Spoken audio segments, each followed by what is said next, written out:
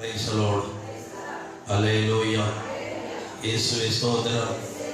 இயேசுவே நன்றி. ஹல்லேலூயா. கொஞ்சம் நல்லா கையை தட்டி வாயை திறந்து சத்தம் பண்ண சொல்லுங்களேன். ஹல்லேலூயா. உபவாசத்தோடு கூட தேவனுடைய சமூகத்தில் துதித்து கொண்டிருக்கிற நாம் தேவனாலே மேன்மையான காரியங்களை காண்போம். ஹல்லேலூயா. உபவாசத்தோடு கூட தேவ சமூகத்திலே முழு இருதயத்தோடு ஜெபிக்கிறதினாலே இன்றும் இனி வருகிற நாட்களிலும் பெரிய விடுதலையை கண்டு இதே இடத்துல வந்து கர்த்தருக்கு சாட்சியாய் நாம் நிற்கத்தான் போகிறோம். ஹல்லேலூயா.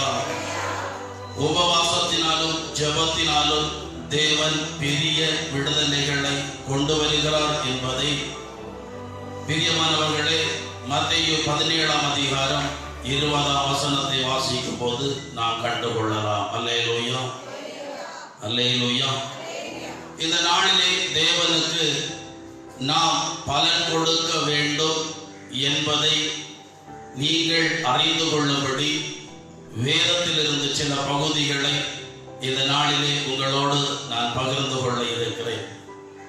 மத்தேயு 25ஆம் அதிகாரத்தை நாம் வாசிக்கும் போது ஒருவனுக்கு 5 தாலந்தையும் இன்னொருவனுக்கு 2 தாலந்தையும் இன்னொருவனுக்கு 1 தாலந்தையும் கொடுத்துவிட்டு எஜமான் தூர தேசத்துக்கு பிரயாணம் பண்ணி போனார். அல்லேலூயா, அல்லேலூயா. சில மாதங்களுக்கு பிறகு அவர் திரும்பி வரும்போது 5ஐ வாங்கி கொண்டவன் 5ஐ அதிகமாய் சம்பாதித்து எஜமானிடத்திலே கொடுத்தான். 2ஐ வாங்கி கொண்டவனோ அவனும் 2ஐ சம்பாதித்து எஜமானிடத்திலே கொடுத்தான். 1 பெற்றுக் கொண்டவனை விசாரித்த போது பிரியமானவர்களே அவன் சாக்கு போக்கு சொன்னானே தவிர எஜமான் எதிர்பார்த்த பலனை கொடுக்க அவனாலே முடியாமல் போனது. அதன் நிமித்தம் அவன் சபிக்கப்பட்டான். அவனிடத்தில் உள்ள 1 பிடுங்கி எடுக்கப்பட்டது. அதோடு கூட அவனை எரிகிற தீச்சூளையிலே தள்ளினார்கள் என்று வேதம் சொல்லுகிறது.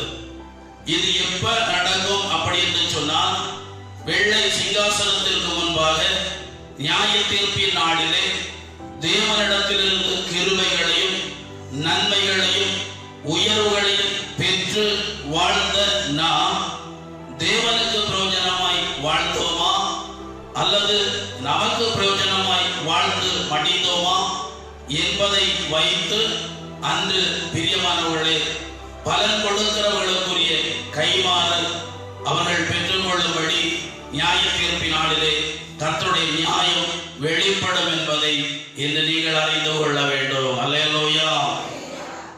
ஒவ்வொரு இடத்திலிருந்தும் ஆண்டவர் ஏதோ ஒன்றை எதிர்பார்க்கிறார்.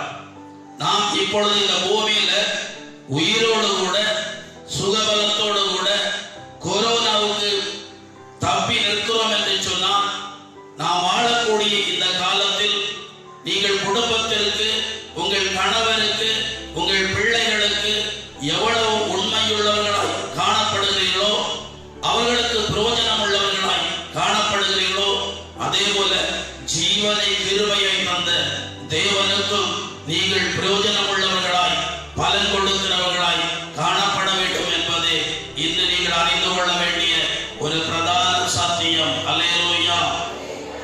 நான் அடிக்கடி இப்படி சொல்வதுண்டு. ஒரு வயதான தாய் 7 வருடத்திற்கு மேல மரணப்படுக்கையில் இருக்கிறார்கள். அந்த தாய்க்கு மனசு நிறைய ஒரு பாரம் இருந்தது. அதை யாரிடத்திலும் சொல்ல முடியாத ஒரு நிலையில் காணப்பட்டார்கள். 2 வாலிப பேர குழந்தைகள் அவர்களுக்கு இருந்தார்கள். அவர்கள் இருந்த பட்டணத்திலிருந்து ஒரு 200 கிலோமீட்டர் தூரத்துல ஒரு தேவ மனுஷன் இந்த நற்செய்தி கூட்டம் நடத்துவதை கேள்விப்பட்டு அந்த மனுஷனை கொண்டு வந்து எங்க பாட்டிக்காக செபிக்கணும் அப்படின்னு சொல்லி இந்த 2 வாலிபர்களும் அந்த ஊழியக்காரனை தேடி போனார்கள். ஊழியக்காரனும் மனமகிழ்ச்சியோடு பாட்டிக்காக ஜெபிக்க அவ்வளவு தூரத்திலிருந்து கடந்து வந்தார். வரும்போது இந்த 2 வாலிப பேர குழந்தைகளும் சொன்ன காரியம், எங்க பாட்டி 7 வருஷத்துக்கு மேல படுக்கையில வேதனைப்படுதாங்க. அவங்க ஜீவனை விசேஷமாய் ஜெபிக்க வேண்டும் என்று சொன்னார்களாம். ஊழியக்காரருக்கு தர்ம சங்கடம் ஆகி போச்சு. உயிரை எடுக்கணும்னு சொல்லி அந்த பாட்டிக்கு காதுல கேட்கிற மாதிரி எப்படி ஜெபிக்கிறது அப்படின்னு அந்நிய பாஷையில தான் ஜெபிக்கணும் அப்படின்னு முடிவு பண்ணி வந்திருக்கிறாரு. படுக்கையில பாட்டி கிடக்குறாங்க. பாட்டியை பார்த்து கேட்டுக்கிறாரு, பாட்டியம்மா பாட்டியம்மா, ஆண்டவரிடத்துல நான் உங்களுக்காக எதற்கென்று ஜெபிக்க வேண்டும், நீங்க சொல்லுங்க, நீங்க விரும்புகிற பிரகாரம் தேவன் உங்களுக்கு நன்மை செய்யும்படி உங்களுக்காக நான் ஜெபிக்கிறேன் என்று சொன்ன போது அந்த பாட்டியம்மா சொன்ன காரியம் ஊழியக்காரனை ஆச்சரியப்படுத்தியது. இந்த பாட்டியம்மா என்ன சொன்னாங்கன்னா, 7 வருஷம் நான் இந்த படுக்கையில இருந்து எழும்பாம படுக்கையில கிடக்கிறேன். ஆனாலும் என் முதுகு தண்டனையோ முதுகு பகுதியிலோ ஒரு சின்ன சிறங்கு போலும் வராதபடி இந்த 7 வருஷம் இந்த படுக்கையில கர்த்தர் என்னை பாதுகாத்தார். அல்லேலூயா. எனக்கு மனசுல உள்ள ஆசை எல்லாம் நான் ஆண்டவரை அறிந்த காலத்திலிருந்து இதுவரை ஜெபித்துக் கொண்டிருக்கிறேன். தேவனுடைய சமூகத்திலே நான் வெறும் கையாய் போகவே கூடாது. அல்லேலூயா. ஒரு 2 ஆத்துமாக்களையாவது நான் தேவனுடைய சமூகத்திலே கொண்டு போக வேண்டும். வெறும் கையா நான் போவேன் என்று சொன்னால் என்னுடைய வருகையை, அதாவது நான் பரலோகத்துக்கு போவதை அங்கிருக்கிற தேவதூதர்கள் கூட அவ்வளவு சந்தோஷமாய் ஏற்றுக்கொள்ள மாட்டார்கள். ஆகவே ஒரு 2 மனுஷனையாவது நான் ஆதாயப்படுத்தி போக வேண்டும் என்று சொன்ன உடனே இந்த 2 வாலிப சகோதரர்களும் இந்த பாட்டிக்கு பாதத்தில் விழுந்து சொன்னாங்களா, பாட்டிக்கு அதுதான் ஆசைனா இன்று முதல் எங்கள் 2 பேருடைய வாழ்க்கையையும் நாங்கள் ஆண்டவருக்கு என்று ஒப்புக் கொடுக்கிறோம். அல்லேலூயா. அப்ப அந்த ஊழியக்காரர் பார்த்து அந்த பாட்டியம்மா சொல்லி இருக்கு, இப்ப ஜெபம் பண்ணுங்க என் ஜீவனை ஆண்டவர் எடுப்பதற்கு. என்ன பாட்டின்னு கேட்டாங்களாம். நான் பரலோகத்துக்கு போகும்போது இப்ப வெறும் கையாய் போவதில்லை, 2 பேரை தேவனுடைய சமூகத்திலே நடத்தி போயிருக்கிறேன். அதனால எனக்குரிய கனமும் மரியாதையும் வாழாத ஜீவ கிரீடமும் எனக்கு அங்கே வைக்கப்பட்டிருப்பதை நான் பெற்றுக் கொள்ளுவேன் என்று சொன்னார்களாம். அல்லேலூயா. இந்த உலகத்துல ஆண்டவர் நம்மை வேறு பிரித்து இந்த உலகம் முழுவதும் சிற்றின்பத்திலே மூழ்கி கிடக்கும் போது இந்த உலகம் முழுவதும் உள்ள மக்கள் தேவனை தேடுவதில் ஆர்வம் காட்டாதிருக்கிற இந்த காலத்தில் நம்மை வேறு பிரித்து அவருடைய ரத்தத்தினாலே கழுகி அவருடைய சபையில கொண்டு வந்து ஆராதனையில பங்கெடுக்க வைத்து இறை வார்த்தைகளை அதிகமாய் கேட்க வைத்து இன்று வரை நடத்தினதே நீங்கள் தேவனுடைய சமூகத்தில் வெறும் கையாய் போகக்கூடாது. அல்லேலூயா. ஆத்துமாக்களை ஆதாயம் செய்கிற அந்த நல்ல ஊழியத்தை முடிந்த வரைக்கும் செய்து தேவனுடைய சமூகத்திலே அதற்குரிய பலனையும் கைமாறையும் பெற்றுக் கொள்ளும்படி நீங்கள் காணப்பட இன்று முதல் உங்களை ஒப்புக் கொள்ளுங்கள். இன்றைக்கு வேதத்திலிருந்து லூக்கா 8ஆம் அதிகாரம் அதிலே 14வது வசனத்திலிருந்து பிரியமானவர்களே நாம் தியானிக்க போகிறோம். எடுத்துக் கொள்ளுங்கள். லூக்கா 8ஆம் அதிகாரம் அதிலே 14வது இறைவார்த்தை.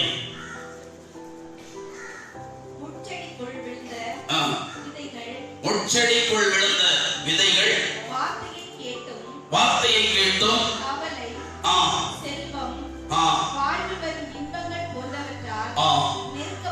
நெருக்கப்பட்டு பிரியமானவர்களே ஆண்டவர் ஒரு உவமையை சொன்னார்.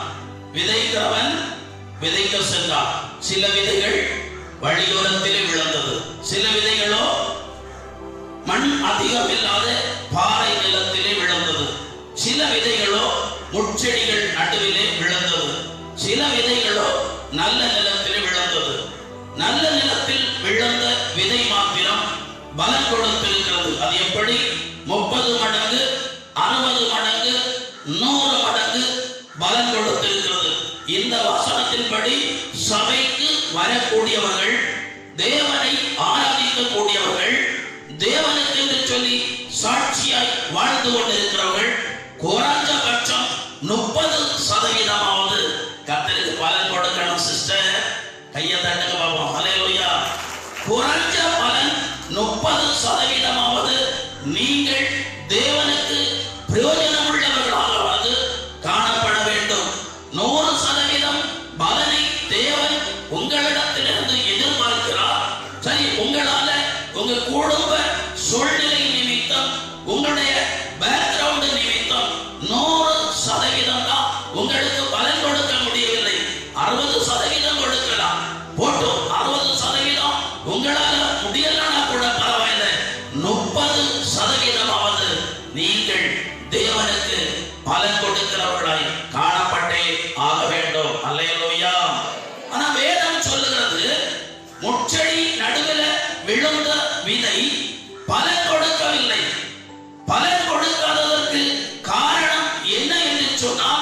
அது நெருக்கப்பட்டிருக்கிறது என்று சொல்லி வேதம் சொல்கிறது.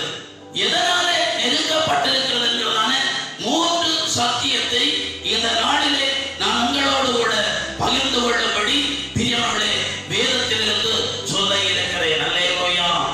கையை தட்டி கொண்ட சத்தமா வாயை திறந்து சொல்லுங்களே.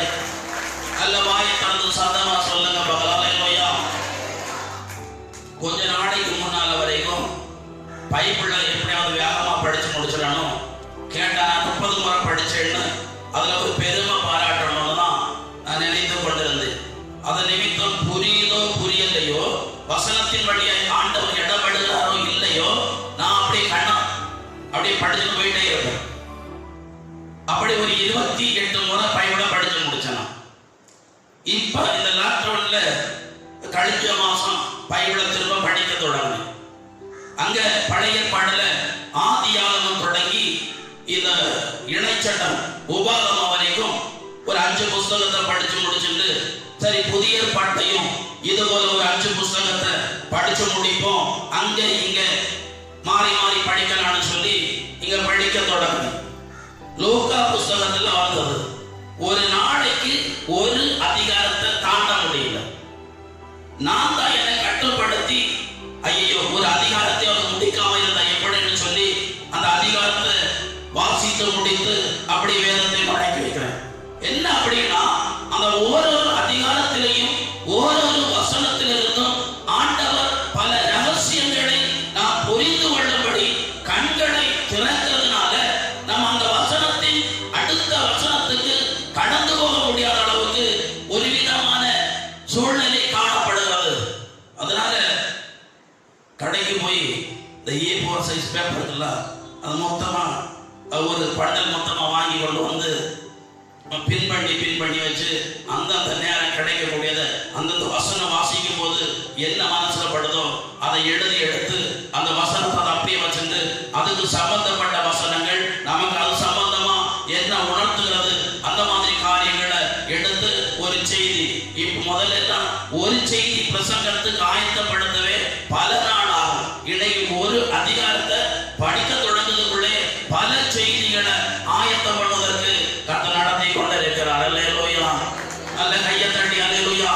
ஒரு பக்கம் ஒரு குற்ற உணர்வு இருக்கு, இன்னைக்கு நான் ஒரு அதிகாரம் தானே படிச்சு முடிச்சிருக்கிறேன் அப்படின்னு சொல்லி கிட்டத்தட்ட 7 நாள் ஆகுது இந்த லூக்கா புஸ்தகத்தை படிக்க தொடங்கி.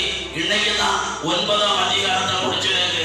ஒரு அதிகாரத்தை படிப்பதற்குள் அதிகமான வேத வசனங்களிலிருந்து விளக்கங்களுக்குரிய கிருபைகளை தருகிறதினாலே வேதத்தை பிரியமவளே ஒன்று போல தீவிரமா வேகமா படித்து முடிக்கணும் என்கிற ஆர்வம் போய் கேட்கிற வசனத்தினாலே பலன் கொடுக்கிற அளவுக்கு நாம் ஆவிக்குரிய பிரகாரம் முதிர்ச்சி அடைய வேண்டும் என்கிறதான அந்த ஒரு எண்ணத்திற்குள்ளே தள்ளப்பட்டிருப்பது போல நீங்களும் வசனத்தை வாசிக்கும் போது கர்த்தராகிய தெய்வம் ஒரு வசனத்தில் இடைபடுவார் என்று சொன்னால் அந்த வசனத்தில் இருந்து கொண்டு தேவன் என்ன சிந்திக்கும்படி அல்லது என்ன காரியங்களை சொல்ல விரும்புகிறார் என்பதை கேட்பதற்கு செவிகளை திறப்பீர்கள் என்று சொன்னார். பிரியமானவர்களே, இன்னும் வேதத்தில் இருக்கிற அதிசயமான காரியங்களை காணும்படி கர்த்தராகிய தெய்வம் உங்கள் மனக்கண்களை திறப்பார். அல்லேலூயா. அப்ப வேதம் சொல்லுகிறது ஏன் பலன் கொடுக்கவில்லை. ஒரு முறை நான் கவனித்த காரியம், எங்க வீட்டு பக்கத்துல இருந்த மீதி உள்ள இடத்துல ஒரு செவ்வாழையை கொண்டு வந்து எங்க அம்மா அப்படி நட்டு வச்சது. டெய்லி தண்ணி ஊத்துதாங்க. டெய்லி தண்ணி ஊத்தி இந்த உரமெல்லாம் போட்டு நல்ல கனி பெருசா வரணும் அப்படின்னு சொல்லி ரொம்ப முயற்சி பண்ணாங்க. கடைசியில ஒரு நாளைக்கு அதை வெட்டி சாய்த்தாங்க. என்னன்னு கேட்டேன், இதுல அது வராது, எது கனி வராது. என்னன்னு கேட்டது, வேற இன்னொன்று தள்ளி வந்துருன்னு சொன்னாங்க. என்ன ஒரு பேர் சொன்னாங்க, அது வந்தா காய் வராதுன்னு சொன்னாங்க. கிட்டத்தட்ட 6 மாசம் தண்ணி ஊத்தி 6 மாசம் உரம் போட்டு கடைசியில அது வெட்டி சாய்க்கப்பட்டது. காரணம், அதிலிருந்து பலன் கிடைக்காது என்பதான ஒரு அடையாளம் அதில் வெளிப்பட்டது. அதன் நிமித்தம் அது வெட்டி சாய்க்கப்பட்டது.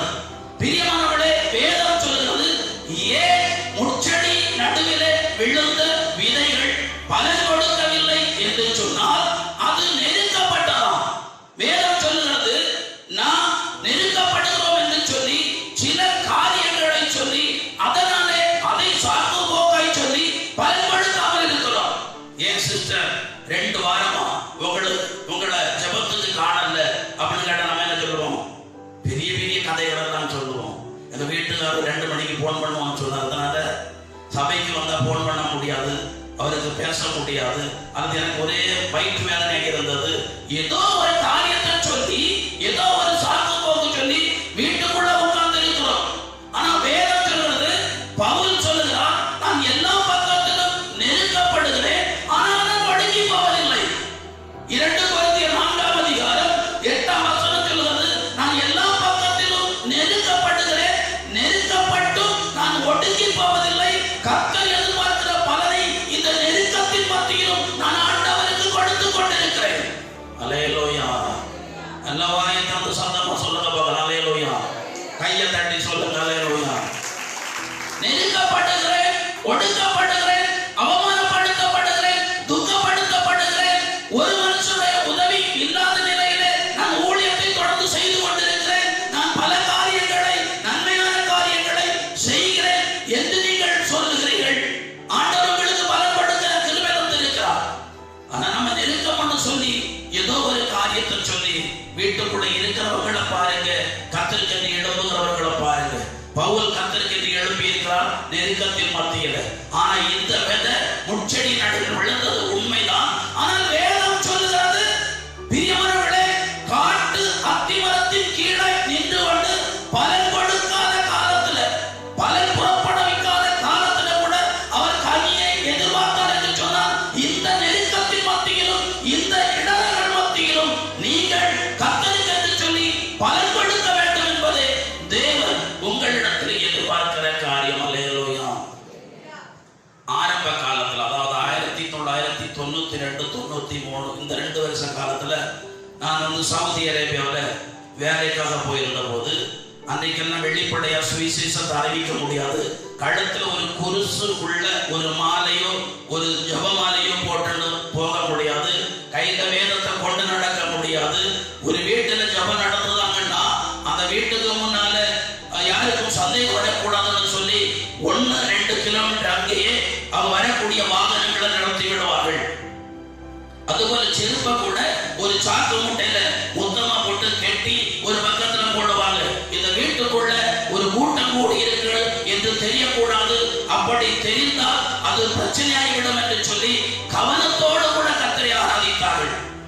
அதே நான் 2012 துபாய் தேசத்துக்கு போன போது அந்த தேசத்துல பல கடைகளையும் வெளிப்படையாய் கர்த்தராகிய இயேசு கிறிஸ்துவின் உருவத்தை பிரேம் பண்ணி வைத்திருக்கிறார்கள்.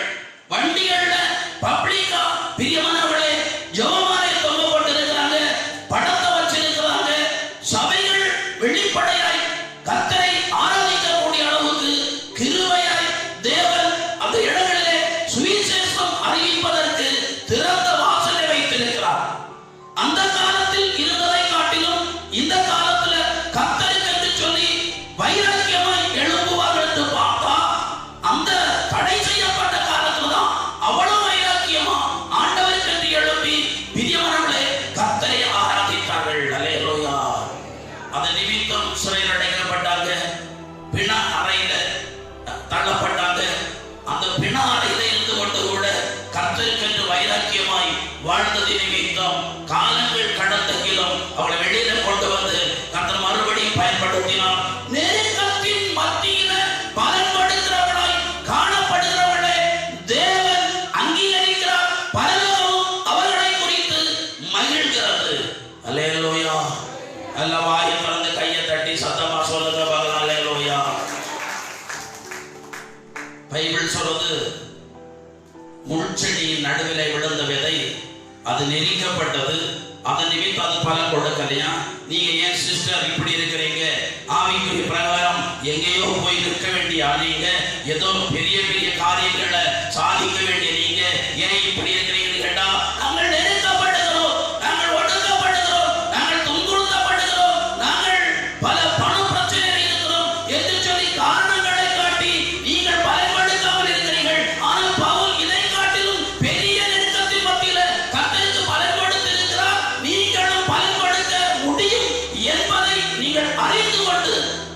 நெருக்கமான காரியங்கள்ல பிரியமானவர்களை அதை ஒரு பொருட்டாக நினைக்காம உதரை தள்ளிவிட்டு கிறிஸ்துவுக்கு என்று எழும்புவீர்கள் என்று சொன்னா ஒரு பவுல போல, ஒரு தீமோத்தேயை போல, ஏன் ஒரு தீத்துவை போல கர்த்தராலே நீங்களும் பயன்படுத்தப்படுவீர்கள். அநேகம் பேருக்கு நீங்கள் ஆசீர்வாதமாக இருப்பீர்கள்.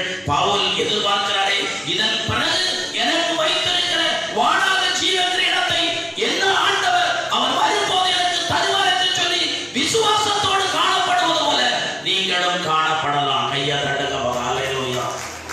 நல்ல வாயத்துக்கு சத்தமா சொல்லுங்க ஹல்லேலூயா. 2-3 வாரமா கவனித்துக் கொண்டு வரக்கூடிய ஒரு காரியம் தெரியுமா? அவர் வீடியோல பிரசங்கம் பண்ணதற்கு நமக்கு என்ன அப்படின்னு சொல்லிட்டு ஒரு மாதிரி கவனக்குறைவோடு கூட தான் நிறைய இருக்கிறத நான் பார்க்கிறேன்.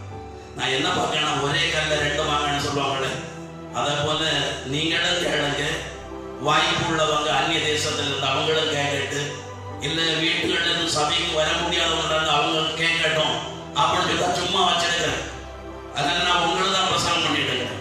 நீங்க என்ன பாருங்க, நல்ல மன மகிழ்ச்சியோட கூட முகமலர்ச்சியோட கூட கர்த்தருடைய வசனத்தை கேளுங்க. ஹல்லேலூயா. கொரோனால பெரிய பாதிப்பு ஒண்ணு இல்லையே நமக்கு. கொரோனால பாதிக்கப்பட்டவங்களே விடுதலை ஜாலியா இருக்கலாம். நமக்கு சங்கடம் கொரோனா நம்ம ஊருக்கு வரலன்னா. ஹல்லேலூயா. அப்ப பிரியமானவர்களே, கர்த்தருடைய வசனம் சொல்லுகிறது, ஒண்ணு பலன் கொடுக்கவில்லை. பலன் கொடுக்காததுக்கு சொல்லக்கூடிய காரியம் நெருக்கப்பட்டார்கள். எதனால நெருக்கப்பட்டார்கள் என்று சொன்னால் 3 வசனங்கள் 3 காரியங்கள் சொல்கிறது. 1 உலக கவலை, 2 ஐஸ்வர்யத்தின் மேல் உள்ள அந்த கவலை, 3வது சிற்றின்பம். பிரியமானவர்களே, மனுஷன் எதன் மூலமாய் நெருக்கப்பட்டு பலன் கொடுக்காமல் போகிறான் என்று சொன்னால் சிற்றின்ப காரியங்கள் அல்லது உலக கவலை, 2வது 3வது வேதம் சொல்கிறது ஐஸ்வர்யத்தின் மேல் உள்ள பற்று ஒரு மனுஷன் கர்த்தருக்கு பலன் கொடுப்பதற்கு தடையாக இருக்கிறது. இப்படிப்பட்ட காரியங்கள் நெருங்கி வரும்போது நாம் எந்த பிரகாரம் இருந்தால் கர்த்தருக்கு பலன் கொடுக்கலாம் என்பதை இன்று அறிந்து கொள்வோம். கையதட்ட ஹல்லேலூயா. 1 யோவான் 2ஆம் அதிகாரம் 16ஆம் வசனம் சொல்லுகிறது, உலகத்தின் மேல் பற்று வைக்காதிருங்கள். உலகத்தில் பற்று வைத்திருந்தால் தேவனுக்கு நாம் பிரியமாய் இருக்க முடியாது. அதாவது உலக கவலை, ஜீவனத்தின் மேல் உள்ள பற்று, இந்த உலக கவலை, ஐஸ்வர்யம், ஜீவனத்தின் பெருமைதான் தேவனுக்கு பலன் கொடுக்காதபடிக்கு நம்மை நெருக்கி ஏவுகிறது. அது நிமித்தம் நாம் பலனை இழந்து போகிறோம். அல்லேலூயா, அல்லேலூயா. 3 காரியங்களை கர்த்தருடைய வசனம் சொல்லுகிறது. பலன் கொடுக்காதபடிக்கு நாம் பிரியமானவர்களை காணப்படுவதற்கு காரணம் நெருக்கப்படுகிறோம். எதனாலே நெருக்கப்படுகிறோம் என்று சொன்னால் கவலை. நீங்க கவலையினாலே இல்லை. எதை உண்போம் என்று கவலைப்படக்கூடியவர்கள் இருக்கிறார்கள். எதை உடுப்போம் என்று சொல்லி கவலைப்படக்கூடியவர்கள் இருக்கிறார்கள். எதை சாதிப்போம் என்று சொல்லி கவலைப்படுகிறவர்கள் இருக்கிறார்கள். திருமணத்தை எப்படி நடத்துவது என்று சொல்லி கவலைப்பட்டுக் கொண்டிருக்கிறார்கள். இந்த உலக பிரகாரமான காரியத்தை குறித்து தான் அதிகமாய் கவலைப்படுகிறார்கள். அப்படி கவலைப்படுகிறவர்களால் தான் தேவனுக்கு பலன் கொடுக்க முடியாது. தேவன் எதிர்பார்க்கிற பலனை அவர்களாலே கொடுக்க முடியாது. அல்லேலூயா. பவுலுக்கும் கவலை இருந்திருக்கு. ஆனா பவுலுக்கு கவலை நம்மள போல இல்லை. பைபிள் சொல்லுகிறது, அவர் சபைகளை குறித்து கவலைப்பட்டார். அல்லேலூயா. 2 கொரிந்தியர் 11ஆம் அதிகாரம் 23 முதல் 33 வரைக்குள்ள வசனத்தை வாசிக்கும் போது 3 முக்கியமான காரியங்கள் அவருடைய வாழ்க்கையிலும் சம்பவித்திருக்கிறது. 1 சபைகளை குறித்த கவலை, 2 மனுஷர்களாலே வந்த பாடுகள், 3 மனுஷர்களாலே மோசம் போக்கப்பட்ட சூழ்நிலைகள். அவருடைய வாழ்க்கையில் நெருக்கங்கள் வந்திருக்கு. நம்ம அனுபவிக்கிற கவலை தான். ஆனா கவலையில 2 டைப் இருக்கு. நம்ம கவலையெல்லாம் எப்படியாவது ஒரு மகனுக்கு ஒரு நல்ல சீட் எடுத்து அவனை ஒரு நல்ல காலேஜில் கொண்டு சேர்க்கணும். இது நம்முடைய கவலை. கவலைப்படம் உண்மைதான். ஆனா வேதம் சொல்லுகிறது, இந்த கவலைகளை எல்லாம் தேவன் பார்த்துக் கொள்வார். நம்முடைய கவலைகளை நான் எப்படி இருக்கணுமா? இந்த சபையில இன்னும் ஒரு பெரிய எழுப்புதலை நாங்கள் காணவில்லை ஆண்டவரே. இன்னும் இந்த சபையில ஒரு வெளிப்படையான அடையாளங்களோடு கூடிய அற்புதங்கள் நடக்கவில்லையே. இன்னும் சபையை குறித்து ஒரு பெரிய பாடம் என்ன தெரியுமா? இதுதான் அந்த காலத்துல பவுலுக்கு இருந்திருக்கும் நினைக்கிறேன். ஒருத்தர் பிரசங்கம் பண்ணி வீடியோ அனுப்புதாரு. அதுல என்னெல்லாம் குற்றம் இருக்கான்னு பார்த்து அடுத்து அதுக்கு பதிலுக்கு இன்னொரு ஆள் பிரசங்கம் அனுப்புறாரு. இப்ப மீடியாக்கள்ல இயேசு கிறிஸ்துவை குறித்து அறிவிப்பதை காட்டிலும், இயேசு கிறிஸ்துவின் ரட்சிப்பை குறித்து அறிவிப்பதை காட்டிலும் அந்த பிரசங்கியார் இந்த பிரசங்கத்துல இன்ன காரியங்களை தவறை பிரசங்கித்திருக்கிறார் என்று சொல்லி இவங்க விளக்கம் சொல்ல, அவங்க விளக்கம் சொல்ல. இப்ப முட்டாங்கி போடாதவங்க, முக்காடு போடாதவங்க அதுக்கேத்தாப்புல வசனத்தை எடுத்து பேசி அது தப்பில்லைன்னு சொல்லுறாங்க. முக்காடு போடக்கூடியவங்க முக்காடு போடாதவங்களை குறிச்சு அது வசனத்தை சொல்லி இவங்க ஆண்டவருக்கு கீழ்ப்படிதாங்க. இந்த சின்ன காரியத்துல கீழ்ப்படியாதவர்கள் இன்னும் எவ்வளவோ பெரிய பெரிய காரியங்கள் இருக்கு, ரகசிய காரியங்கள் எவ்வளவோ இருக்கு, அதுல இவங்க எப்படி கீழ்ப்படிவார்கள் என்று கேட்டாலும் ஒரு பிரசங்கம் பண்ணுவாங்க. பிரசங்கம் பையில நெட் ஆன் பண்ணி ஃபேஸ்புக்லயோ அல்லது யூடியூப்லயோ போடுறாங்கன்னா ரட்சிப்பின் சுவிசேஷத்தை கேட்பதை காட்டிலும் ஊழியக்காரங்க மாறி மாறி குறை சொல்லக்கூடிய காரியங்கள் தான் அதிகமாக இருக்கு. ஒருத்தர் இடையில பிரசங்கம் பண்ணுவாரு, ஒரு பெண்பிள்ளை, இது எங்கிருந்து வந்தது இல்லை, இப்பதான் கொஞ்ச நாளா அது பிரசங்கம் பண்ணது, அதை கேட்க கொஞ்சம் பேர் மாறாங்க. அந்த பெண்ணை பிரசங்கம் பண்ணும்போது எழுப்புதல் எழுப்புதல் எழுப்புதல் என்று சொல்லி ஜெபிக்கிறார்கள். வேதத்தில் எழுப்புதல் என்கிற வார்த்தை இல்லவே இல்லை. அப்படி ஆணித்தரமா சொல்றாங்க. அதுக்கு பக்குவமா இன்னொரு ஒரு சகோதரி விடுதலை பயணம் 34ஆம் அதிகாரத்துல எழுப்புதல் ஒரு வார்த்தை இருக்கு. அதை சொல்லி அவங்க அந்த சகோதரிக்கு ஒரு ஆலோசனை கொடுக்கிறாங்க. இந்த சண்டையை பார்க்கக்கூடியது யாருன்னா அப்பாவி ஜனங்கள். அல்லேலூயா. இன்றைக்கும் சபைகளை குறித்து ஒரு பெரிய பாரமும் ஒரு பெரிய துக்கமும் ஊழியர்களுடைய இதயத்தில் போடப்பட்டிருக்கிறது. இயேசு கிறிஸ்துவை குறித்து பேசுவதை காட்டிலும் தங்கள் சபைகளை குறித்து, சபைகளில் நடக்கிற ஆராதனைகளை குறித்து, சபைகளில் சொல்லப்படுகிற வியாக்கியானங்களை குறித்து பெருமை பாராட்டிக் கொண்டிருக்கிறார்கள். அல்லேலூயா. நல்ல வாயை திறந்து சத்தமா சொல்லுங்க பாருங்க. அல்லேலூயா. நான் தமாசா ஏற்கனவே சொல்லியிருக்கிறேன், நான் திரும்ப ஒரு தடவை சொல்றேன். நான் இந்த வந்த புதுசுல எங்களுக்கு கையில முதல்ல சைக்கிள் கூட கிடையாது. அதுக்கப்புறம் தான் ஒரு ஆள் ஒரு சைக்கிள் எடுத்து கொடுத்தாங்க. எங்க மேல பரிதாபப்பட்டது. இந்த சைக்கிளை யார் கண்டு வச்சாங்களோ தெரியாது, ஒரே வாரத்தில் அந்த சைக்கிள் களவு போச்சு. அப்புறம் அந்த டைம்ல இந்த சென்டருக்குள்ள ஒரு கேட்டும் கிடையாது, அதனால யாரும் எடுத்துன்னு போயிட்டாங்க. அதுக்கப்புறம் கிராத்தூர்ல இருந்து ஒரு அம்மா, அவங்க வீட்டுக்கு நான் அடிக்கடி போய் வரணும், அடிக்கடி வீட்டில் வந்து ஜெபிக்கணும்னு சொல்லி ஒரு 5000 ரூபாய் கொடுத்து நீங்க ஒரு சைக்கிள் எடுங்க அப்படின்னு சொன்னாங்க. இந்த சைக்கிள்ல தான் நித்திரவிட, கிராத்தூர், நம்பாடி, நடைக்காவ வீடு சந்திக்க போனேன். வள்ளவட இப்படிலாம் சந்திக்க போறோம். அவங்க நித்திரவிட தாண்டி போனான்னா ஒரு வாலிப சகோதரன் ஒரு கடை வச்சிருக்கிறாரு. அவர் போட்டு தரக்கூடிய சர்வத்தை அவ்வளோ டேஸ்டா இருக்கு. அதனால அந்த வழியா கிராஸ் பண்ண அவன் கடையில போய் நாங்க பிரதேசியாக ஒரு சர்வத்தை குடிச்சு பார்த்து வளர்க்கணும். இப்படி போய் போய் வந்ததுல அவங்க நல்ல கம்பெனி ஆகி போச்சு, நல்ல பழக்கம் ஆகி போச்சு. அதனால பல கதைகளும் பேசி வருவது உண்டு. நம்ம ஊழியக்காரன் அவங்களுக்கு தெரியும், பல கதைகளும் பேசி வருவது உண்டு. ஒரு நாள் போகும்போது நம்ம துக்கத்தோட இருக்காரு. என்ன பிரச்சனைன்னு கேட்டா எல்லா பொருட்களுக்கும் விலைவாசி கூடி போச்சு. அது இப்போ உங்களுக்கு என்ன பிரச்சனை? உங்களுக்கு மட்டும் இல்லை, ஊர் உலகத்துக்கு தானே. உங்களுக்கு மட்டும் விலை கூடுனா நீங்க கவலைப்படுறதுல நியாயமானது. ஊர் உலகத்துக்கு பொதுவானது தானே அப்படின்னு. இல்ல இந்த ஸ்கூல்ல அட்மிஷனுக்கும் ரொம்ப அதிகமா பீஸ் வாங்குறாங்க அப்படின்னு நான் சொன்னேன். உங்கள்கிட்ட மட்டும் வாங்க சேர்த்தானே வாங்க. இப்ப அதுக்கப்புறம் பாருங்க, இப்பவே அட்மிஷன் ஒரு எல்கேஜியில் அட்மிஷனுக்கே லட்சங்கள் கேட்குறாங்க. இந்த குழந்தைய +2 முடிக்க வச்சு காலேஜ் படிக்க வச்சு அதுக்கப்புறம் இவளுக்கு கல்யாணம் பண்ணி கொடுத்த எவ்வளவு செலவு நம்ம இப்பவே சேர்க்கணுமே அப்படின்னு கேட்டேன். நான் சொன்னேன், சரி இப்போ உங்களுக்கு எத்தனை பிள்ளைங்க இருக்குன்னு கேட்டா கல்யாணமே ஆகாது. கல்யாணமே ஆகாதவன் வருங்காலத்தை குறித்து கவலைப்படுகிறான்.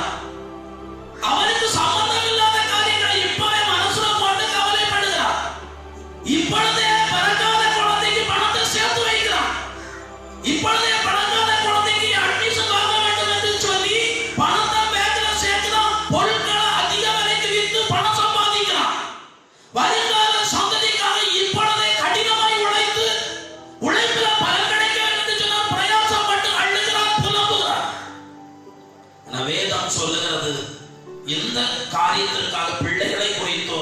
உலக பிரகாரமான காரியங்களை குறித்தோ அல்லது நாளைக்குரிய காரியங்களை குறித்தோ கவலைப்படுகிறதை குறித்தல்ல தேவன் பிரியமானவர்களே சந்தோஷப்படுவது சபையை குறித்து, சபை எழுப்புதலை குறித்து, சபை விரிவாக்கத்தை குறித்து, சபையில் ஆத்துமாக்கள் வருவதை குறித்து, சபையில் அற்புதங்கள் அடையாளங்கள் நடக்கணும் என்பதை குறித்து, கள்ள போதனைகள் ஒழிக்கப்பட வேண்டும் என்பதை குறித்து பாரத்தோடு காணப்படுவதையே பிரியமானவர்களே தெய்வம் பார்க்கிறார். அல்லேலூயா. அப்படிப்பட்டவனுடைய பாரம் கவலை தான் தேவனுடைய சமூகத்துல விசாரிக்கப்பட்டு அங்கீகரிக்கப்படும். நம்முடைய சபையில நான் கழுத்து பாய்னு சொன்னேன், ஊழியத்துக்கு வரக்கூடிய ஒரு நபர் இறந்து போறாருன்னு சொல்லி அந்த ஆளு அடிக்கடி என்ற போன் பண்ணி கேட்கக்கூடியது, எப்படி சபையில் ஆத்துமாக்கள் வந்தாங்களா இன்னைக்கு பிரதரை 2 வண்டியை நான் எடுத்து போடணும், ஊரா வண்டியை விட்டு ஆட்களை கொண்டு வரணும், சபையில எப்பொழுதும் ஆத்துமாக்கள் அதிகரிக்கப்பட வேண்டும், சபையில ஒரு எழுப்புதல் வர வேண்டும் என்று சொல்லி பாரத்தோடு கூட காணப்பட்ட மனுஷன்.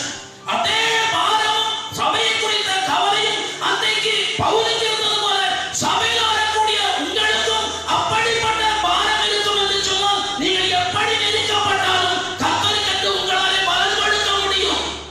அல்லேலூயா, அல்லேலூயா. பிரியமானவர்களே, உலக பிரகாரமான சொல்லக்கூடிய ஒரு காரியம், இங்க உலகத்துக்காக பிள்ளைகளுக்காக உங்க மாமனாருக்காக உங்க மாமியாருக்காக கடினமா உழைச்சாலும் அதிகமா அவங்கள்ட்ட ஒரு நன்மதிப்பை பலனை எதிர்பார்ப்பதற்காக உழைத்தாலும் சில வேளையில பலன் கிடைக்காம போகும். பாருங்க, கோலியாத்தை ஒருத்தரால என்ன பண்ண முடியல, வீழ்த்த முடியல. ஆனா தாவீது ஒத்த மனுஷனா போய் கோலியாத்தை வீழ்த்தி அவன் தலையை வெட்டி சவுலுக்கு கையில கொண்டு வந்து கொடுக்கிறான். 2வது சவுலுடைய மகளை கல்யாணம் பண்ணி கொள்ள வேண்டும் என்பதற்காக 100 பெலிஸ்தியர்களை கொன்று அவனை நுனித்தோலை கொண்டு வந்து எண்ணி வைத்தான். இப்படி எல்லாம் நன்மையான காரியங்களை சவுலுக்கு தாவீது செய்தும் சவுலுக்கு கிடைத்த பலன் என்ன? ஊரை விட்டு ஓடக்கூடிய, சொந்த மனைவியை விட்டு ஓடக்கூடிய நிலைக்கு தள்ளப்பட்டான். அல்லேலூயா. கிட்டத்தட்ட 14 வருஷம் வனாந்தர வாழ்க்கை, 14 வருஷம் மலைகளில் இடுக்குகளிலும் பாலை வனத்திலும் வெயிலிலும் பனியிலும் வாழக்கூடிய ஒரு வாழ்க்கைக்கு தான் தள்ளப்பட்டான்.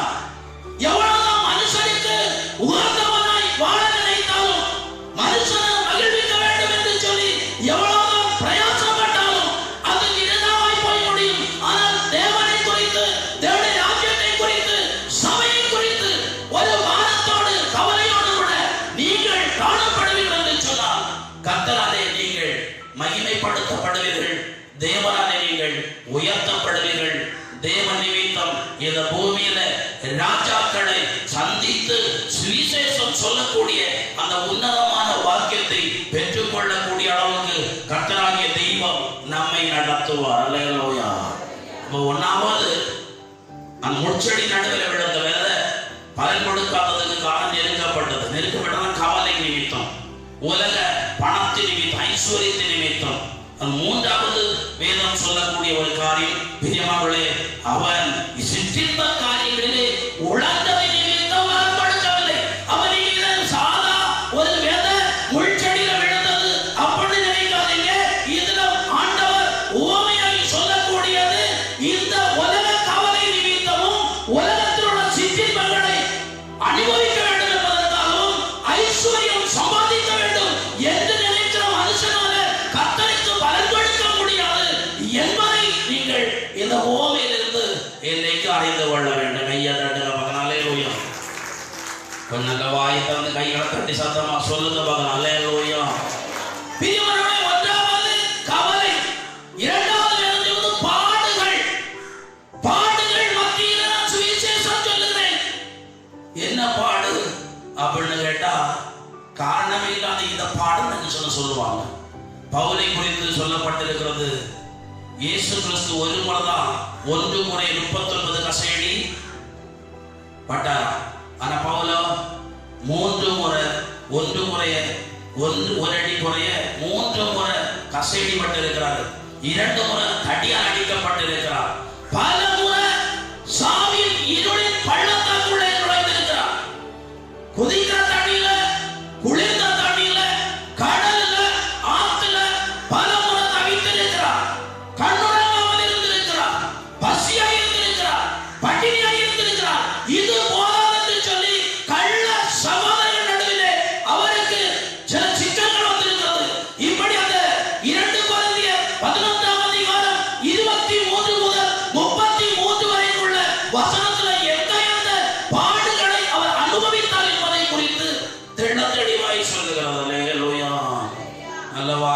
சத்தமா சொல்லுங்க அல்லேலூயா.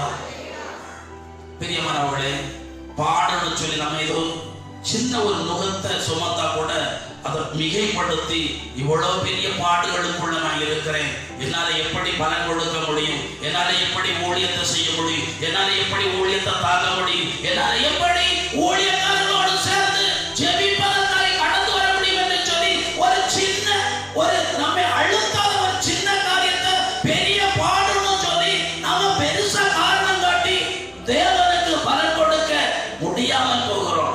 ஆனா பவுலை பாருங்க, எவ்வளவோ வேதனைகளை, எவ்வளவு பாடுகளை. ஒரு முறையெல்லாம் பிரியமானவர்களே, லீஸ்திரா என்ற பகுதியில ஒரு முடக்கு அளவு பிறவியிலே முடவனாய் இருந்த மனுஷனை ஆண்டவர் இயேசுவின் நாமத்தினாலே எழுப்பி நடக்க பண்ணியிருக்கிறாரு. கொஞ்ச நேரத்துல இந்த பவுலுக்கு எதிராக தீமையான வார்த்தைகளை பேசி கல்லறினாங்க. அவர் சாகும் தருவாயில் அவங்கள தூக்கி போட்டு போறாங்க. இது ஒரு தடவை ரெண்டு தடவை இல்லை, பிரியமானவர்களே, தூக்கி ஊருக்கு வெளியில போட்டு போறாங்க. அவங்க எல்லாம் போனதுக்கு அப்புறம் கொஞ்ச நேரம் கழிஞ்சு எழும்புதாரு. உடம்பு முழுக்க ரத்தம் அடியுது. வாங்க அடுத்த ஊருக்கு சுவிசேஷம் சொல்ல போவோம்னு சொல்றாரு.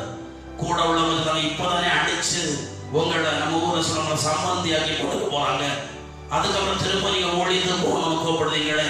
அப்போ ஒரு காரியம் தான், துன்பத்தின் வழியாக பாடுகள் வழியாக தான் கர்த்தராகிய இயேசு கிறிஸ்து வைத்திருக்கிற அந்த மகிமையான வெற்றி வாகையை பெற்றுக்கொள்ளும்படி கடந்து போக வேண்டியது இருக்கிறது.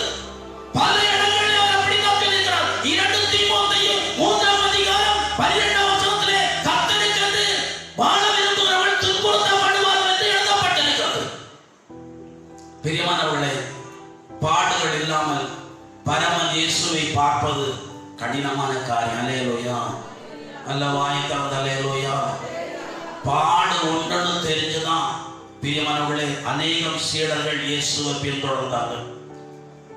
இயேசு கிறிஸ்துவை ஏற்றுக்கொண்டா பாடு வரும், உபத்திரவங்கள் வரும், அவமானங்கள் வரும் என்பது தெரிந்துதான் பிரியமானவர்களே இன்று கலப்பையில நிறைய பேர் கை வைத்திருக்கிறார்கள். கலப்பையில கை வைத்தவன் திரும்பி பார்த்தவன் எனக்கு ஏற்றவன் அல்ல. கலப்பையில கை வைத்துக் கொண்டு இடதல் அடைகிறவன் எனக்கு ஏற்றவன் அல்ல. கலப்பையில கை வைத்த பிறகு அதை இதை யோசித்து பலன் கொடுக்காமல் போகிறவனும் எனக்கு ஏற்றவன் அல்ல. அல்லேலூயா. அல்லவா இதற்கு கையை தட்டி சத்தமா சொல்லுங்க அல்லேலூயா. பிரியமானவர்களே, வேதம் நமக்கு சொல்லுகிறது, ஆண்டவர் சொன்ன ஓமை நிலத்துல விழுந்த விதை பலன் கொடுக்காம போறதை குறிச்சு அல்ல, நிலம் பண்படுத்தப்படாததுனால ஜீவ வார்த்தைகள் என்கிற விதை பலன் கொடுக்காது என்பதை அறிந்து முதல்ல உங்கள் இருதயத்தை கர்த்தருக்கு செம்மைப்படுத்துங்கள். அல்லேலூயா. இதோ ஆண்டவருக்கு முன்பாய் வழியை ஆயத்தப்படுத்த வந்திருக்கிறேன் என்று சொல்லி திருமுழுக்கு யோவான் ஆற்றங்கரையிலே முழங்கினார். அவர் வழியை செம்மைப்படுத்த வேண்டும் சொன்ன யோர்தானிலிருந்து எரிகோவுக்கு பாதை அமைக்க வரவில்லை, அல்லது யோர்தானிலிருந்து எகிப்துக்கு ஒரு பாதை அமைக்க வரவில்லை. இருதயங்களை செம்மைப்படுத்த வந்தார். இருதயங்களை கர்த்தருக்கு நேராக திரும்ப வந்தார். இதோ எனக்கு பின்னாலே ஒருவர் வருகிறார், அவரிடத்திலிருந்து நீங்கள் அக்கினியினாலும் பரிசுத்த ஆவியினாலும் ஞானஸ்நானம் பெறுவீர்கள். அதற்கு முன்பாக நீங்கள் மனம் திரும்பி பாவ மன்னிப்பு நிச்சயத்திற்காக ஞானஸ்நானத்தை பெறுங்கள் என்று சொல்லி ஆயத்த வேலைகளை செய்ய வந்தார். அல்லேலூயா. அல்ல ஆயத்த அந்த சத்தமா சொல்லுங்க. அல்லேலூயா. வழியை ஆயத்தப்படுத்த வந்தார். அவர் அன்னைக்கு வழியை ஆயத்தப்படுத்த வந்தார். சபையோ உங்களை பரிசுத்தத்தின் மேல் பரிசுத்தம் அடைந்து தேவனுடைய ராஜ்யத்திற்கு போய் சேரும்படியான அந்த வழியை ஆயத்தம் பண்ணி கொண்டிருப்பதுதான் சபையில் நடக்கிற ஆராதனையும் சபையில் சொல்லப்படுகிற வேத வசனங்களும். கையை தட்டுங்க. அல்லேலூயா. அவன் மூன்றாவது பிரியமானவர்களே மோசம் போயிருக்கிறார். சில மனுஷனுடைய பேச்சை நம்பி, சிலருடைய வாக்கு தத்தங்களை நம்பி, சில மனுஷர்கள் ஆசையாய் பேசின வார்த்தைகளை நம்பி மோசம் போயிருக்கிறார். பவுல் ஊழியக்காரன் தான், அவர் அதிகமான காரியங்கள்ல மோசம் போயிருக்கிறார். நான் ஒரு காரியம் சொல்லுறேன் பிரியமானவர்களே, ஆண்டவருடைய சமூகத்துல ஜெபிக்கும் போது தேவன் தான் பேசினாரா இல்ல தேவனுடைய சாயலை தரித்து அல்லது தேவனை போல தன்னை காண்பித்துக் கொண்டு சத்துருவான நம்மை வஞ்சித்து மோசம் போகும்படி பேசுகிறானா என்பதை முதல்ல கருத்தா கவனித்து பார்த்து பிரியமானவர்களே தேவையான முடிவு எடுக்கணும். ஒரு முறை ஒரு சகோதரி கொஞ்ச நகைகளை பேங்க்ல அடகு வச்சிருக்கிறாங்க. அடகு வச்சப்போ சில மாசங்கள் கழிச்சு பேங்க்ல இருந்து பேப்பர் வந்துருக்கு, நோட்டீஸ் வந்துருக்கு. இந்த நோட்டீஸை கொண்டு போய் பேங்க்ல கொடுத்து பார்த்தப்போ இவங்க எதிர்பார்த்ததுல ஒரு சில நகைகள் அங்கே இல்லை. எங்க போச்சு எங்க போச்சுன்னு தெரியாது. உடனே இவங்க கையில் ஆயுதம் தெரியுமா, அந்த ஊழியக்காரந்த ஜெபிச்சுட்டப்போ ஒரு அல்லேலூயா, கொஞ்சம் வாயத்திலிருந்து சத்தமா சொல்ல அல்லேலூயா. ஊழியக்காரன் காத்திருக்கிறாரு, யாராவது இந்த வெளிப்பாடு கேட்க வர மாட்டாங்களான்னு. ஊழியக்காரன் டக்குன்னு சொல்லிட்டாரு, உங்க பக்கத்து வீட்டுல உங்க வீட்டுக்கு அடிக்க வந்து போங்க, அவங்க எடுத்தாங்க காண்டு தெளிவா காண்டாரு. அப்ப இந்த அம்மா சொல்லுது, அப்படி எடுக்கிறதுக்கு வாய்ப்பு இல்லையே, அவன் எடுக்க மாட்டான், ஆண்டவர் பேசுறது அவங்க இடத்துல தைரியமா போய் கேளுங்க. இந்த ஆடு யோசிப்பது, இவர் சொன்னதுக்காக போய் கேட்டா சரியாகாது, எடுத்தானா எடுத்துட்டு போட்டோம். அதுக்காக கேட்டு ஒரு பிரச்சனை, ஒரு சண்டை, ஒரு மனக்கசப்பு, பேசாம இருக்கிற நிலை வேண்டாம், அவங்க ரெண்டு விட்டுட்டாங்க. திரும்பவும் சில மாதங்களுக்கு பிறகு அதே பேங்க்ல இருந்து இன்னொரு நோட்டீஸ் வரும். அந்த நோட்டீஸை கொண்டு போய் நகை திருப்பினா இவங்க காணாம போன நகை எல்லாம் கேட்கு. இவங்களுக்கு சந்தோஷம், ஒரு பக்கம் தர்ம சங்கடம். அவர் சொன்னதை வச்சு நம்ம அங்க போய் கேட்டது என்ன நடந்திருக்கும், வாக்குவாதம் வந்திருக்கு, பிரிவினை வந்திருக்கும். நல்ல யோகத்துக்கு நம்ம அதை செய்யல அப்படின்னு சொல்லிட்டு அந்த ஆள் என்ன கூப்பிட்டு சொல்லுச்சு, இப்படி ஒரு கதை நடந்தது அப்படின்னு. நம்ம இதை யார்கிட்ட போய் சொல்ல. ஒரு நாளைக்கு ஒரு வீட்டுக்கு ஜெபிக்க போனாப்ல, அந்த அம்மா சபையில ஊழியக்காரி, அந்த அம்மா மக கர்ப்பமா இருக்கிறாங்க. சொன்ன வார்த்தை தெரியுமா, ஆண் குழந்தை சுகப்பிரசவம். ஒரு அல்லேலூயா, அந்த வாயத்தை வந்து சொல்லுங்க அல்லேலூயா. ஆண் குழந்தை சுகப்பிரசவம். கடைசியில பிரசவம் நடந்தது. அவங்க எதுவுமே சொல்லல, பிரசவம் நடந்ததை போய் பார்ப்போம் என்று நான் பார்க்க போனேன். ஆண் குழந்தையா சுகப்பிரசவமா, என்ன பெண் குழந்தை ஆபரேஷன். எனக்கு தூக்கி வாரி போட்டது, நம்ம இதுக்கு என்னத்தை சொல்ல அப்படின்னு சொல்லி. சரி, இந்த மாதிரி சில இடங்கள்ல சம்பவிக்கும், விடுங்க அப்படின்னு விட்டா அவங்க விடுத மாதிரி இல்லை.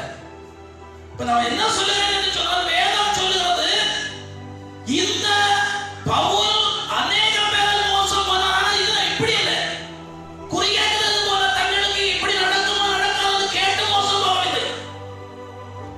அவன் மனுஷனை நம்பினால் தன்னை போல இவர்கள் உண்மையாக ஊழியம் செய்வார்கள், தங்களுக்கு பிரோஜனமாய் இருப்பார்கள் என்று நினைத்து அவனை நம்பினார், மோசம் போனார். ஆனா வேதம் சொல்லுகிறது இன்னைக்கு நாம் மோசம் போகிறோம். ஒரு ஆள் சொல்லுது, நான் இனி சபைக்கு புதிய ஊழியக்காரர்களை கொண்டு வருதில்லை. ஏன்னு கேட்டாங்க. அப்போ ஊழியக்காரன் சொன்னாரா, நான் வெளியில இந்த ஊழியக்காரர்களை கொண்டு வந்து நம்ம சபையிலோட நிறைய விசுவாசியோட தலையோட முடியெல்லாம் கொட்டிருச்சு. அது என்ன அப்படின்னு கேட்டா, வார ஊழியக்காரன் போய் தலையை படுத்து அவன் தலையில கையை வச்சு தலையை அசைச்சு தலையோட முடிதான் தொழிலே தவிர, தலையோட எல்லாம் கொட்டுதே தவிர இவங்க ஆண்டுகளுக்கு தவிர அர்ப்பணிச்ச மாதிரி இல்லை. பிரியவனை மோசம் போகாதிருங்கள். பவுல் மோசம் போனா கத்தை தட்டி ஒரு வேலை செய்வான் என்று நினைத்து அவன் செய்யாமல் போனதான் மோசம் போனான். உண்மையான ஊழியக்காரன் நினைத்து மோசம் போனான். ஆனா நாம நம்முடைய எதிர்காலங்களை குறித்து ஒரு இடத்துல விசாரித்து அவர் சரியை சொல்வார் என்று சொல்லி ஒரு சோம்பேறியை போல நான் தேவனோடு விசாரிப்பதை விட்டுவிட்டு அடுத்த மனுஷனுடைய இடத்துல போய் விசாரிப்பதற்கு இருக்கிறோம். அல்லேலூயா. வேதத்துல யோசேப்பை மோசம் போதுங்கிற ஒரு சம்பவம் நடந்தது. நமக்கு எல்லாருக்குமே தெரியும். தொடக்க ஆதியாகமம் 39 அதிகாரத்தை வாசிக்கும் போது அந்த போத்திபாருடைய மனைவி அவரை நல்லா கட்டாயப்படுத்தி தன்னுடைய இச்சையை தீர்த்து கொள்ளும்படி அவனை வற்புறுத்தின போது, இந்த தொடர்பு எதனால முடியும்னா தேவன் வைத்திருக்கிற தரிசனங்களின் பிரகாரம் முன்னேறி செல்வதற்கு தடையாய் இருக்கும் என்று அவன் ஆவியில உணர்ந்து, இவளிடத்திலே மோசம் போய் தேவன் எனக்கு வைத்திருக்கிற உயர்வுகளை நான் இழந்து போக கூடாது என்று சொல்லி அவளை உதறி தள்ளிவிட்டு ஓடினான். அல்லேலூயா. வேதம் சொல்லுது, மோசம் போகாதீர்கள். மனுஷனுடைய வார்த்தைகளை கண்டு வெளிப்படாத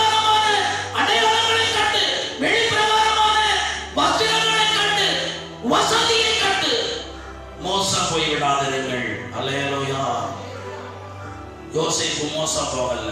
அன்னைக்கு போத்திபாருடைய மனைவியோடு இசைத்திருப்பான் என்று சொன்னால் அவன் மோசம் போயிருப்பான். இந்த எகிப்துல இவன் உயர்த்தப்பட்டிருக்க மாட்டான். இந்த பஞ்ச காலத்துல யாக்கோபும் குடும்பமும் எகிப்துக்கு போயிருக்காது.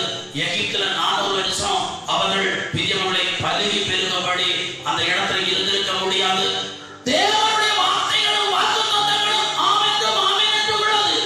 அது நிறைவேற வேண்டும் என்று சொன்னால் இதன் இடையில் வருகிற மோசம் போகிற காரியங்களிலே நீங்கள் ஞானம் உள்ளவர்களாய் மோசம் போகாதிருப்பீர்கள் என்று சொன்னால் கர்த்தர் உங்களோடு பேசின பிரகாரம் காரியங்கள் நடக்கும். அல்லேலூயா. அன்னைக்கு மட்டும் நான் திரும்ப சொல்றேன், யோசேப்பு போத்திபாருடைய மனைவிக்கு எசஞ்சு போயிருப்பானுன்னா வாக்குத்தத்தங்கள் ஆபிரகாமுக்கு கொடுத்த வாக்குத்தத்தங்கள் விருதாவாய் போயிருக்கும். அப்படி இல்லை என்று சொன்னால் வேற வழியாய் இந்த இஸ்ரவேல் சந்ததிகளுக்கு ஒரு ரட்சிப்பு வந்திருக்கும். உங்க மூலம் என் மூலம் உள்ள ரட்சிப்பை நான் பிரியமானவர்களே தேவனிடத்திலிருந்து பெற்று ஜனங்களுக்கு கொடுக்கணும்னா மோசம் போகிற காரியங்களிலே மிக கவனமாக இருக்க வேண்டும். மோசம் போகிற காரியங்களிலே இந்த பவுல் அவ்வளவு ஞானமாய் நடந்தார்.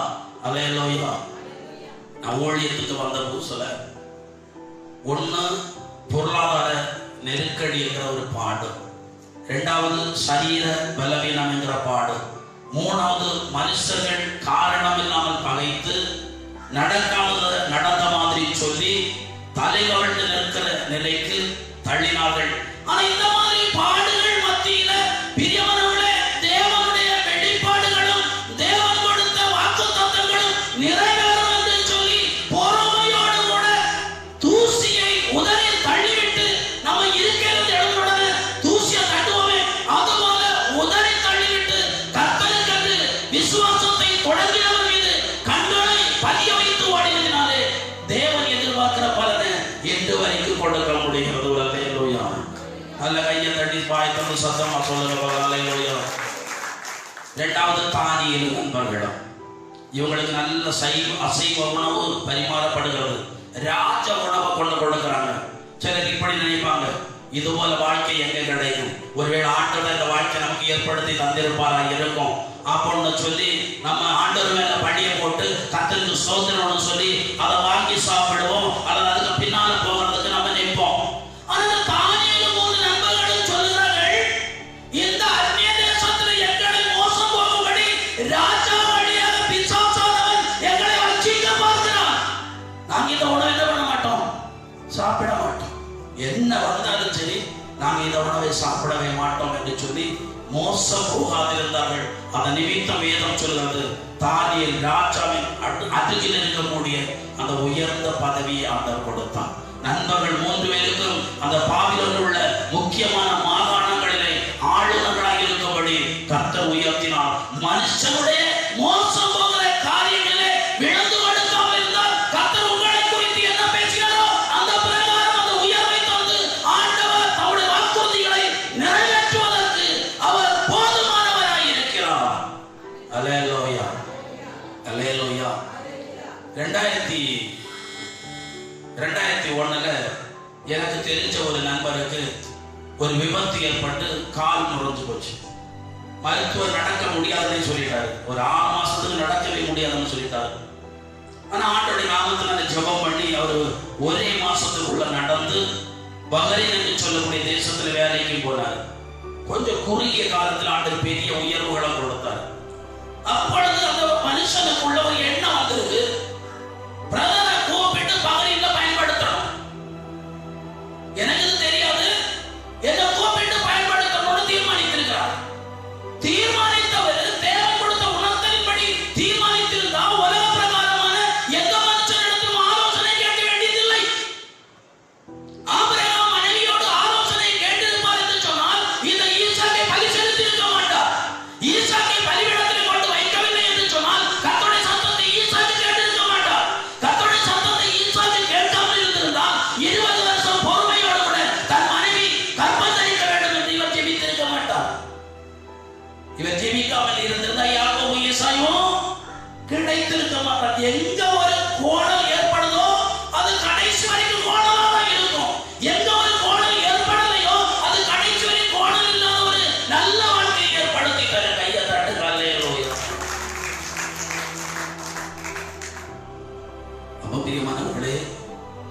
என்ன வந்து பண்ணே புரியல சொல்ல சத்தமா சொல்லுங்க.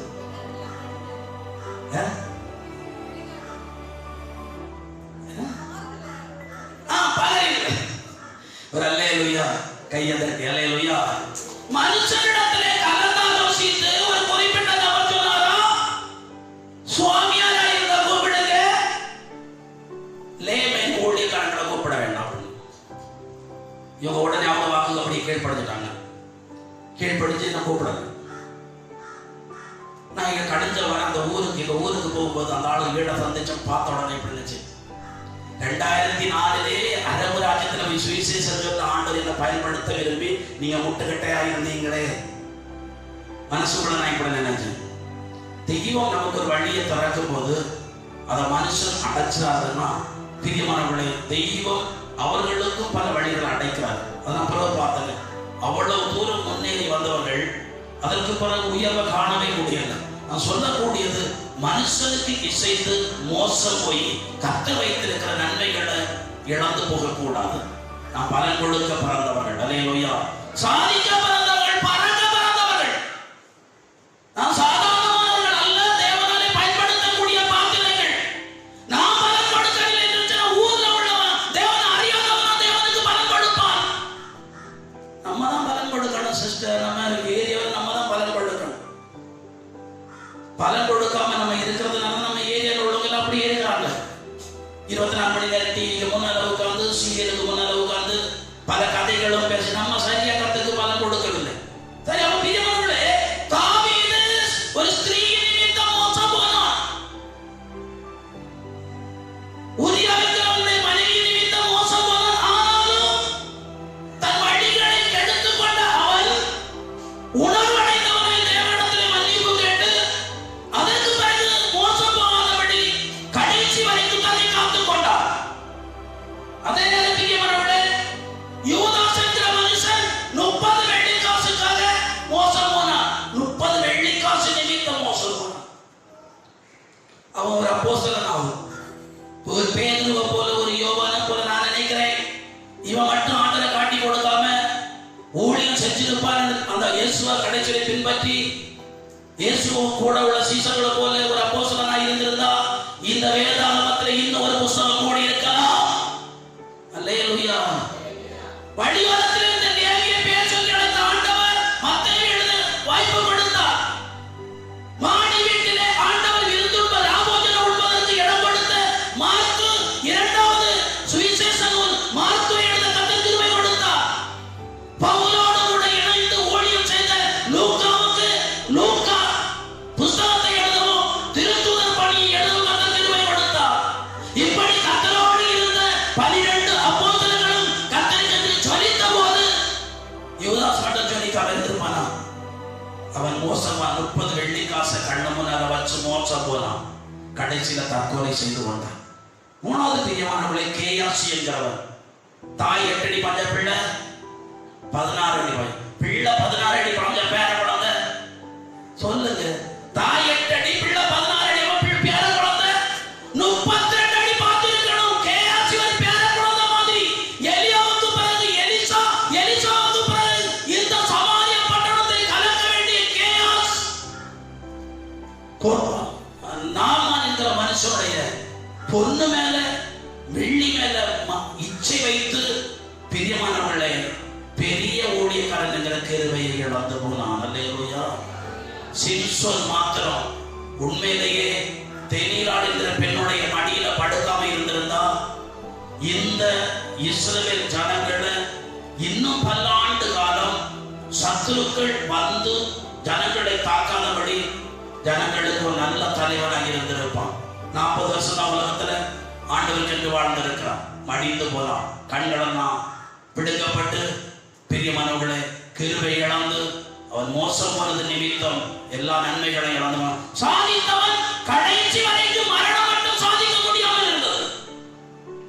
எலிசா என்ற தீர்க்கதரிசி தீர்க்கதரிசனம் சொல்லிக் கொண்டிருக்கும் போது அவருடைய ஜீவன் போச்சான். அதாவது கடைசி நிமிஷம் வரை கர்த்தராலே பயன்படுத்தப்பட்ட பாத்திரம் எலிசா. அதே இந்த கேயாசி பயன்படுத்தப்படவில்லை. இந்த சிம்சோன் பாதி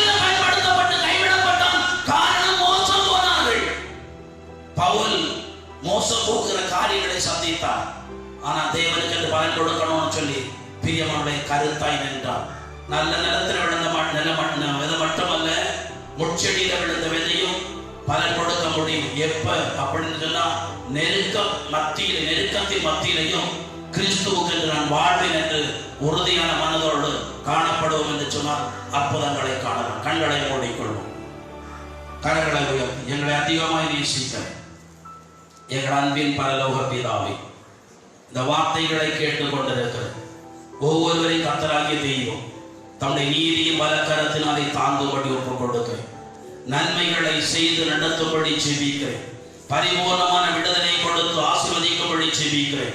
உயர்வுகளை கொடுத்து ஆசீர்வதிக்கும்படி ஜெபிக்கிறேன். மேன்மையான ஸ்தானங்களிலே வைக்கும்படி நான் ஜெபிக்கிறேன். மறுபடியும் கட்டி எழுப்பும்படி ஜெபிக்கிறேன். தடைகளை உடைக்கும்படி ஜெபிக்கிறேன். கடன் பாரங்கள் விலகும்படி ஜெபிக்கிறேன். தீமைகள் விலகி போகும்படி ஜெபிக்கிறேன். வாதைகள் கூடாரத்தை நெருங்காதபடி காத்துக்கொள்ளும்படி நான் ஜெபிக்கிறேன். பரிபூர்ணமான நன்மையும் விடுதலையும் இயேசுவின் நாமத்தில் உண்டாகும்படி நான் ஒப்புக்கொடுத்து ஜெபிக்கிறேன். நீரப்படி செய்வதை உங்களுக்காக ஸ்தோத்திரிக்கிறேன். இயேசுவின் நாமத்தில் ஜெபிக்கிறேன். ஜெபங்கள் ஜீவனுள்ள நல்ல பிதாவே, ஆமென்.